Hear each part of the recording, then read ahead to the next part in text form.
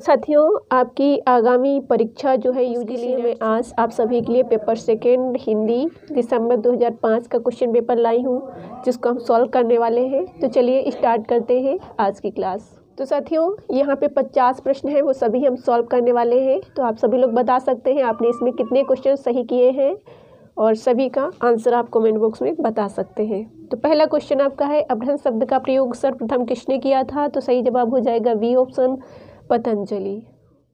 अगला प्रश्न हमारा है, 84 वैष्णव की वार्ता किसकी रचना है? तो सही जवाब हो जाएगा डी ऑप्शन, गोस्वामी गोकुलनाथ। अगला हमारा प्रश्न है, भारतीय संविधान के किस अनुच्छेद में हिंदी को राजभाषा घोषित किया गया है? तो आपका सही जवाब हो जाएगा ए ऑप्शन, 343। हमारा अगला प्रश्न है, आला किस ऋतु में गाया जाता है? तो सही जवाब हमारा हो जाएगा सी ऑप्शन, वर्षा ऋतु में। अगला प्रश्न हमारा है, बीसल देवरासों के रचयिता कौन है? तो यहाँ पे सही जवाब आपका हो जाएगा नरपति नाल। इसका जो समय है उसे आप नोट कर सकते हैं। बीसल देवरासों का समय है 1212 ईस्वी। अगला प्रश्न है हमारा, एंदोये हिंदुस्तानी की रचना की है किसने? तो सही जवाब हो जाएगा आपका गाशा दत्तासी। अगला प्रश्न है हमारा, मुंडा भाषा परिवार का क्षेत्र कौन सा है? तो सही जवाब हो जाएगा डी ऑप्शन, छोटा नागपुर।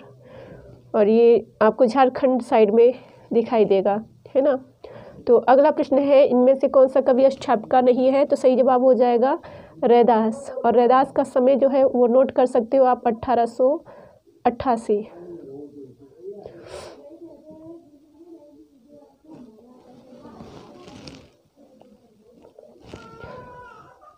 अगला प्रश्न हमारा जो है, इनमें से कौन सा कवि अष्टधापका नहीं है? तो सही जवाब आपका हो जाएगा रैदास। और आपको पता है कि 1398 में जो है 1398 में जन्म हुआ था कबीरदास का, और ये कबीरदास से पहले आते हैं, तो इनका समय है 1388। चलिए आगे बढ़ते हैं। अगला प्रश्न हमारा है, अनुराग बांसुरी किसकी रचना है? तो ये सूफी काव्य है नूर मोहम्मद जी का, और इसका समय जो है वो है 1764।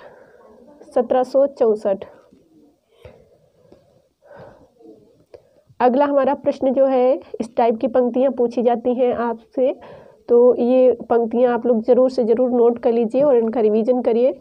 ने नचाए कहीं मुस्काए लला फिर आइयो खेलन होरी, ये काव्य पंक्ति किस कवि की है? तो ये रीतिकाल के जो रचनाकार हैं पद्माकर, इनकी रचना है। और इनका समय क्या है? 1753। चलिए अगला प्रश्न जो हमारा है, सखी वे मुझसे कहकर जाते किस कवि की काव्य पंक्तियाँ हैं? तो सही जवाब हो जाएगा मैथिली शरण गुप्त। और मैथिली शरण का जो समय है वो है 1886। अगला प्रश्न है हमारा, शिव शंभू के चिट्ठे के लेखक कौन है? तो वो है बालमुकुंद गुप्त। और यह जो है इसका समय जो है वो है 1804 और 5 में ये प्रकाशित हुआ था भारत मित्र पत्रिका में। और इसमें कितने चिट्ठे थे? तो 14 चिट्ठे थे, नोट कर सकते हो आप लोग। प्रश्न नंबर 13 है, देश विभाजन को लेकर लिखा गया उपन्यास है, तो वो है झूठा सच, जो यशपाल के द्वारा लिखा गया है। ये 2 भागों में लिखा गया है, वतन और देश का भविष्य। ठीक है, 1958 और 60 में प्रकाशित हुआ था। धासेन प्रसाद के किस नाटक का पात्र है? तो वो है स्कंदगुप्त। स्कंदगुप्त का समय जो है उसे नोट कर सकते हो, 1928। ध्रुव स्वामिनी 1933, चंद्रगुप्त 1931, राजश्री 1915। अगला प्रश्न है हमारा, निम्नलिखित में से कौन सा यात्रा वृत्त है? तो वो है चिड़ों पर चांदनी, जो 1964 में प्रकाशित हुआ था, निर्मल वर्मा का है। ज्ञानोदय पत्रिका के संपादक कौन है? तो वो है रविंद्र कालिया। ज्ञान रंजन जो है इन्होंने पहल पत्रिका निकाली थी 1960 में, नोट कर लीजिएगा आप लोग। अगला प्रश्न है हमारा, दक्षिण भारत हिंदी प्रचार सभा का मुख्यालय कहाँ है? तो वो है आपका चेन्नई। समय क्या है? नोट कर सकते हो आप लोग, 1927। अगला प्रश्न है हमारा शब्द शक्ति से। तो आप लोग कमेंट बॉक्स में बता सकते हैं कितनी शब्द शक्तियाँ हैं, उनके नाम कौन कौन से हैं। यहाँ पे आपका सही जवाब क्या होगा बताइएगा। व्यंजना शक्ति का क्या कार्य है। तो सही जवाब हो जाएगा मुख्यार्थ में छिपे अकथित अर्थ को व्यक्त करना। अगला प्रश्न हमारा जो है विखंडनवाद, जो हमने कल की क्लास पढ़ाई थी उसमें ये वाला क्वेश्चन पढ़ाया था। तो आप लोग इसका आंसर कमेंट बॉक्स में बता सकते हैं कि विखंडनवाद के प्रवर्तक कौन है। तो सही जवाब हो जाएगा आपका देरिदा। अगला प्रश्न हमारा है निम्न काव्य में निर्व्यक्तिकतावाद के सिद्धांत की स्थापना किसने की है। तो निर्व्यक्तिकतावाद जो है इलियट ने दिया है। तो यहाँ से साथियों आपके जो है 5 प्रश्न स्थापना और तर्क के हैं। तो आइए देख लेते हैं इनको हम। स्थापना और तर्क के प्रश्न पूछे जाते हैं। तो पहला प्रश्न जो है हमारा वो स्थापना है कि भक्तिकालीन हिंदी कविता लोकमंगल के प्रति समर्पित है। तर्क है लोकहित भक्ति काव्य का मुख्य उद्देश्य है। तो यहाँ पे बी ऑप्शन आपका सही जवाब हो जाएगा, दोनों सही है। अगला प्रश्न आप लोग देखेंगे कि यहाँ पे लिखा है कि वियोगी होगा पहला कवि, आह से उपजा होगा गान, उमड़कर आंखों से चुपचाप बही होगी कविता अनजान। और तर्क है कविता की मूल प्रेरणा वेदना है। तो आपको ऐसा लगेगा कि हाँ दोनों सही है, क्योंकि आप वियोगी होगा पहला कवि पढ़ेंगे, लेकिन यहाँ पे आप देखेंगे कि ये जो है उमड़कर नहीं है, निकल कर आंखों से चुपचाप बही होगी कविता अनजान। तो एक गलत है, आर सही है, एक गलत आर सही। तो आपका बी ऑप्शन जो है सही जवाब हो जाएगा। अगला प्रश्न आपका जो है वो है भारतेंदु युग से कि भारतेंदु युगीन हिंदी कविता राष्ट्रीय चेतना से अनुप्राणित है। और तर्क है सभी कवि राष्ट्रीय आंदोलन में सक्रिय थे। तो सही जवाब आपका हो जाएगा ए आर, दोनों सही हैं। अगला क्वेश्चन है आपका स्थापना है हिंदी के सभी नए कवि अस्तित्ववादी हैं। और तर्क है हिंदी की नई कविता में एक ही भावधारा उपलब्ध है। तो यहाँ भी दोनों जो तर्क हैं वो सही हैं, स्थापना भी सही है और तर्क भी सही है। अगला प्रश्न हमारा है नारी चेतना की प्रामाणिक अभिव्यक्ति स्त्री लेखिकाएं ही कर सकती हैं, ही लिखा है। तो ये जो है आपका गलत हो जाएगा, क्योंकि ऐसा नहीं है।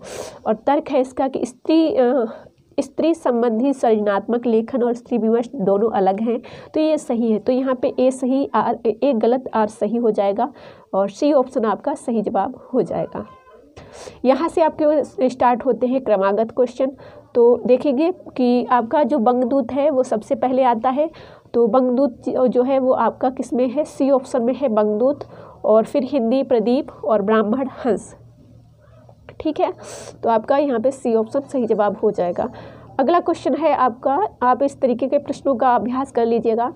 निम्नलिखित उपन्यासों का कालक्रमानुसार सही क्रम बताना है। तो परीक्षा गुरु सबसे पहले आएगा, परीक्षा गुरु, फिर आपका काल, फिर सूरज का 7वां घोड़ा, फिर शेखर एक जीवनी, नहीं शेखर एक जीवनी पहले आएगा, उसके बाद सूरज का 7वां घोड़ा। तो डी ऑप्शन आपका सही जवाब हो जाएगा। अगला प्रश्न यहाँ देखेंगे कि आलोचक जो है उनका क्रम बताना है। तो यहाँ पे आपका जो है गाशा दत्तासी जो है सबसे पहले आएंगे और रामचंद्र शुक्ल सबसे बाद में आएंगे। अगला प्रश्न है हमारा कालक्रम की दृष्टि से निम्नलिखित नाटकों का सही अनुक्रम कौन सा है। तो आपका यहाँ पे सही जवाब जो होगा आधे अधूरे, और फिर लहरों के राजहंस, फिर है पैर तले की जमीन, और फिर है आषाढ़ का एक दिन। तो यहाँ पे आपका जो सही जवाब हो जाएगा वो हो जाएगा ए ऑप्शन, आषाढ़ का एक दिन, और लहरों के राजहंस, और आधे अधूरे, फिर है पैर तले की जमीन। अगला प्रश्न है हमारा 30 नंबर, इसका सही जवाब जो कहानियाँ हैं उनको क्रम से लगाना है। तो बुद्धू का कांटा 1911, पूस की रात 1930, पत्नी फिर परिंदे 1960। तो आपका बी ऑप्शन यहाँ पे सही जवाब हो जाएगा।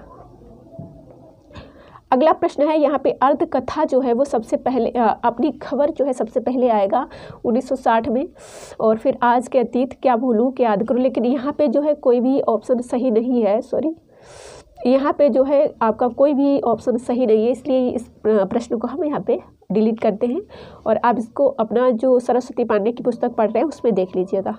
अगला प्रश्न जो है हमारा प्रिय प्रवाह सबसे पहले आएगा, फिर साकेत, फिर कामायनी, फिर लोकायतन 1964 में, ठीक है। कामायनी 1936 में, साकेत 1931 में, प्रिय प्रवास 1914 में, ठीक है। अगला प्रश्न है हमारा, यहाँ पे आपको विशेषता बतानी है, जो जैसे रीतिकाल है आपका, फिर जो आपका भारतीय युग है, द्विवेदी युग है, तो अलंकारिकता जो है वो है किसकी, रीतिकाल, फिर इतिवृत्तात्मकता द्विवेदी युग, शोषण का विरोध आपका जो है प्रगतिवाद, क्षणवाद, प्रयोगवाद का है। तो C option is right answer आपका हो जाएगा। अगला प्रश्न है, आलोचना पत्रिका के संपादकों का सही अनुक्रम कौन सा है। तो सबसे पहले आपके आएंगे जो है शिवदान सिंह चौहान, ठीक है, उसके बाद नंदुलारे वाजपेयी, फिर धर्मवीर भारती और फिर नामवर सिंह। नामवर सिंह और धर्म भारती जो है उनका 1926 में जन्म हुआ था, नंदुलारे वाजपेयी जो है 1906, शिवदान सिंह चौहान सबसे पहले आएंगे, ठीक है। तो यहाँ पे D option is right answer हो जाएगा। अगला प्रश्न जो है इसमें आपको बताना है सही कौन सा है। तो जयशंकर प्रसाद, स्कंदगुप्त, धासीन, प्रसादांत, यहाँ पे ए ऑप्शन आपका सही जवाब हो जाएगा। इसको ही आप नोट कर लीजिएगा कि ये प्रसादांत है, ठीक है। ध्रुव स्वामी सुखांत नहीं है, राजसी दुखांत नहीं है, ठीक है। तो इसको आप लोग देख लीजिएगा। अगला प्रश्न है, कौन सा युग संगत है। तो यहाँ पे आप देखेंगे कि संगत कौन सा है। तो बैराग्य संदीपनी, डी ऑप्शन सही जवाब हो जाएगा। साहित्य लहरी सूरदास की है, लोकायतन जो है पंत की है, कंठ पिसवाई दुष्यंत की है, ठीक है। अगला प्रश्न यहाँ से आपके जो है मैच करने के लिए प्रश्न पूछे जाते हैं, जो मैच करते हैं हम लोग, ठीक है। ये तो क्वेश्चन इनका अभ्यास करना होता है, आप लोगों को अच्छे से अभ्यास कर लीजिए तो आप इसका सही जवाब कर सकते हैं। तो उत्पत्तिवाद जो है वो आपका भट्टलोलट का हो जाएगा, एक का थर्ड सी ऑप्शन में है। अनुमतिवाद शंकुक का है और अभिव्यक्तिवाद अभिनवगुप्त का है, भुक्तिवाद भट्टनायक का है। तो आपका यहाँ पे बता ही दिया है, सी ऑप्शन आपका सही जवाब हो रहा है। अगला प्रश्न आपका जो है वो है खुमान रासो जो है दलपत विजय का है, तो ए का थर्ड ए ऑप्शन में है। परमाल रासो जगनिक का है, विशल देव रासो नरपत नाल का है, पृथ्वीराज रासो चंद्रबरदाई का है। तो यहाँ पे आपका ये ऑप्शन सही जवाब हो गया। अगला प्रश्न है राजश्री जयशंकर प्रसाद का है, एक का थर्ड, तीन ऑप्शन में है, तो ये वाला तो कट गया। तीन ऑप्शन है अभी आपके पास, यमगाथा है और राम की लड़ाई है। सांझ कहूँ तो राम की लड़ाई किसका है, लक्ष्मी नारायण लाल का है। तो सी का सेकेंड किस में है, सी का सेकेंड जो है डी ऑप्शन में है आपके, ठीक है। और यमगाथा किसका है, दूधनाथ का है, दूधनाथ सिंह, ठीक है। और साच कहूँ तो प्रभाकर छोत्री का है, नोट कर लीजिएगा, जो है बहुत ही अच्छा क्वेश्चन है, ठीक है। राम की लड़ाई लक्ष्मी नारायण लाल का है और साच कहूँ तो प्रभाकर छोत्री का है। अगला है पंक्तियां हैं, इनको मैच करना है। तो बसो मेरे नैनन में नंदलाल प्रभु जी मोरे, अवगुण चित्त न धरो, अबलो नसानी अवना नस्यो, अब्बल अल्लाह नूर पाया कुदरत के सब बंदे। यहाँ पे अबलो नसानी अवना नस्यो ये जो है तुलसीदास की है पंक्ति, सी का 4, दो ऑप्शन में है तो इसको कट कर दीजिए। अब दो ऑप्शन आपके पास बचे हैं, बसो मेरे नैनन में नंदलाल ये किसका है तो यहाँ पे आपका जो जवाब होगा वो होगा मीराबाई, तो आपका ए ऑप्शन सही जवाब हो जाएगा। और प्रभु जी मोरे अवगुण चित्त न धरो ये जो है किसका है, सूरदास की पंक्ति है। और अव्वल अल्लाह नूर पाया ये जो है आपका कबीर की पंक्ति हो जाएगी, ठीक है। तो ये ऑप्शन आपका सही जवाब हो जाएगा। आगे यहाँ पे स्वर ध्वनियाँ हैं, इनको मैच करना है। तो तालव्य में कंठ में और तालव्य में यहाँ पे स्वर ध्वनियाँ हैं, तालव्य ध्वनियाँ हैं, प्राण ध्वनियाँ हैं, घोष ध्वनियाँ हैं, इनको मैच करना है। तो आपको मालूम है तालव्य में कौन सी आएंगी, ये बी का 5 डी ऑप्शन में है, तो आप लोग इसको नोट कर सकते हैं, ठीक है। डी ऑप्शन सही जवाब आपका हो जाएगा। स्वर ध्वनियाँ जो हैं वो कौन सी हैं, ये आपकी स्वर ध्वनियाँ हैं। तालव्य जो है वो का वाला जो चा वाला है वो चा छ ज छ ये जो है आपकी तालव्य हो जाएंगी। उसके बाद जो है उसके बाद अल्पप्राण जो है वो का और ता और पा और टा है। घोष ध्वनियाँ जो हैं आपकी खा था और फा भा घोष ध्वनियाँ हैं, ठीक है। डी ऑप्शन आपका सही जवाब हो जाएगा। अगला क्वेश्चन जो है आपका, ये क्वेश्चन देख सकते हैं आप, रिपीट बार बार देखिए। कल जो हमने क्वेश्चन पेपर सॉल्व किया था उसमें भी ये क्वेश्चन हमें मिले थे और आज फिर हमें ये क्वेश्चन किसी न किसी रूप में मिल रहे हैं, चाहे वो आपके डायरेक्ट हो चाहे मैच करने के लिए हो, ठीक है। तो क्रोचे का कौन सा है, क्रोचे का अभिव्यंजनावाद है, ठीक है। तो ए का फर्स्ट यहाँ पे बी ऑप्शन में आई रिचर्ड्स ने संप्रेषण सिद्धांत दिया है, कोलरिज का कल्पना है, और इलियट का निर्व्यक्तिकतावाद है, और लॉन्जाइनस ने उदात्त तत्व दिया है। बी ऑप्शन यहाँ पे सही जवाब हो जाएगा। इसको चाहे तो आप लोग नोट कर सकते हैं। पंक्तियाँ हैं मैच करने की, मेरी भवाधारो तो और अमी हलाल मद भरे और काहरी नलिनी तू कुमलानी संत हृदय नवनीत समाना। तो ये पंक्तियाँ जो है इनको नोट करना है, मतलब मैच कराना है। तो अमी हलाहल मद भरे ये रश्लीन की है, सी का फर्स्ट। दो ऑप्शन में है तो इसको यहाँ से कट कर दीजिए। अब बचे हैं दो ऑप्शन आपके पास, मेरी भवाधारो तो डी का 2, ए ऑप्शन आपका सही हो जाएगा। संत हृदय नवनीत समाना ये तुलसीदास का हो गया, और काहरी नलिनी तू कुमलानी ये आपका जो है कबीर हो जाएगा। ठीक है, कबीरदास हो जाएगा। चलिए आगे बढ़ते हैं। अगला क्वेश्चन जो हमारा प्रश्न है वो है बोलियों को उनके क्षेत्र से मैच करना है। तो यहाँ पे आपका जो सही जवाब होगा वो होगा ब्रजभाषा जो है वो सुल्तानपुर में बोली जाती है। तो वी का सेकेंड आपको एक ऑप्शन में मिल रहा है, सी में भोजपुरी छपरा साइड में है, मैथिली आपकी दरभंगा साइड में बोली जाती है, और अवधी आपकी जो है ये बरेली साइड में बोली जाती है। तो आप इसको नोट कर सकते हैं। अगला प्रश्न जो है वो भी आपका मैच करने के लिए है। यहाँ पे इन आचार्यों को उनकी कृतियों के साथ सुमेलित करना है। चिंतामणि, मतिराम, केशव, भिखारीदास। तो चिंतामणि की मैंने आपको बताया था कि चिंतामणि जो है इन्होंने कौन सी रचनाएं लिखी हैं। भिखारीदास जो है इन्होंने काव्य निर्णय, श्रृंगार निर्णय जो प्रमुख 2 रचनाएं लिखी हैं। तो काव्य निर्णय मैंने आपको एक ट्रिक बताया था कि भिखारी जो है वो काव्य करने का और श्रृंगार करने का निर्णय लेता है। ठीक है, तो यहाँ पे थोड़ा सा अनुचित है, लेकिन हाँ ट्रिक है, आप इसको याद कर सकते हैं। तो डी का सेकंड एक ही ऑप्शन में है, डी ऑप्शन में। तो आप देखिए आसानी से इसका आंसर ढूंढ सकते हैं। चिंतामणि जो है इन्होंने कवि कुल कल्पद्रुम जो रचना लिखी है। मतिराम जो है इन्होंने ललित ललाम लिखी है। केशव जो है इन्होंने कौन सी रचना लिखी है, इन्होंने नक्सिक वर्णन किया है। ठीक है, तो यहाँ पे आपका सही जवाब हो जाएगा। ठीक है, डी। तो यहाँ पे ये क्वेश्चन हो गए। अब आगे जो है आपका जो पैराग्राफ है, तो इस पैराग्राफ को आप पढ़ेंगे और उसके बाद जो है यहाँ पे आप सॉल्व कर सकते हैं आसानी से। कविता का राग छंद से तृप्त होता है, तो ये कथन सही है। अगला क्वेश्चन है कविता में छंदों का स्वाभाविक बंधन, तो अनुचित है। ठीक है, राग और कल्पना क्या संबंध रखती है, तो परस्पर पूरक हैं। अगला, छंद के इंगित से कविता का राग आनंद की ओर अग्रसर होता है। और भाषा संगीत किसका उपकारक है, तो छंद का है। आप इस पैराग्राफ को पढ़ के इन सभी प्रश्नों का आंसर निकाल सकते हैं, इन सभी प्रश्नों को हल कर सकते हैं।